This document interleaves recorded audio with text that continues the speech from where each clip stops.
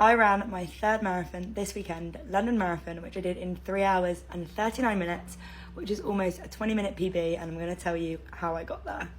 So here is the run actually on my Strava. My Strava says I did it in 3:37, which I think is actually more accurate for the full marathon distance. But as we know, you run over a marathon in the actual race. But my pace was 5:01 per km in comparison to 2 years ago, when I ran Brighton Marathon in 3 hours and 57 minutes and my pace was 5:37. About 30 seconds quicker per km. So how did I do that? Obviously a massive part of that was my training block. So I did a 16-week training block on the Runner app. I am the biggest advocate for Runner. I absolutely love it. I definitely think the intervals and the speed sessions are what has progressed me the most, because I never did that before when training for a marathon. So going out and just going and doing your run with no objective of the run, I realise now was kind of pointless in previous training blocks, whereas actually knowing what I'm supposed to be getting out of it and having a focus for each run has changed the game. Second thing would be my fueling. I have finally fully got it on lockdown what I need to eat before a race. Bagel, peanut butter, jam, banana, and then on the race I've got my gels sorted, I've got my electrolytes. I have focused so much more on my fueling and my nutrition in this training block. I carb loaded the week before the race and I actually fully committed to that carb load. I don't think I've ever eaten so many carbs, apart from last week, in my entire life. I'm sick of the sight of bread, but it worked. And on race day, I was having my gels and I could feel them making a difference.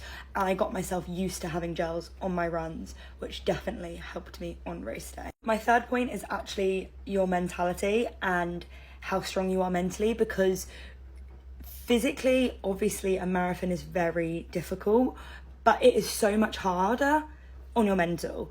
And I think the way that I've strengthened my mental is by going out on runs when it's not perfect weather, it's raining, it's windy, I'm not feeling 100%, because those are the runs that are going to really build your mental strength.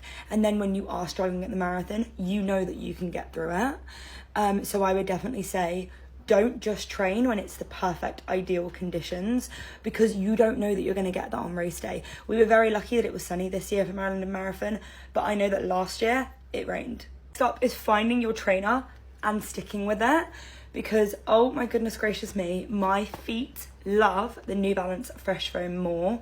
They are so cushioned, they are so comfy. They have probably done over 400k in these bad boys, and yeah, they are my pride and joy. My feet feel so comfortable in them. So find a trainer that is right for you, and don't wear carbons unless you're doing a race. Fifth and final point is time. It takes time to build a running base. I have been running for nearly 4 years now, and if I look back at my pace from those 4 years ago, I am now running a whole minute or so quicker. But that has taken a lot of time, a lot of dedication to running. I've also taken breaks in that time. I've not ran the entirety of those 4 years, but just don't put pressure on yourself. And if you are going out there and doing your first marathon, please do not put some crazy time goal on yourself. Please enjoy your first marathon. When I ran my first marathon, I had absolutely no idea what time I was going to do it in, because realistically, you don't know, because your body has never gone that far before.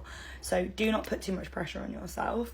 And then when you've done it a few times, I feel like then you can start setting time goals, because you have more of an idea of what your body is capable of. That's everything.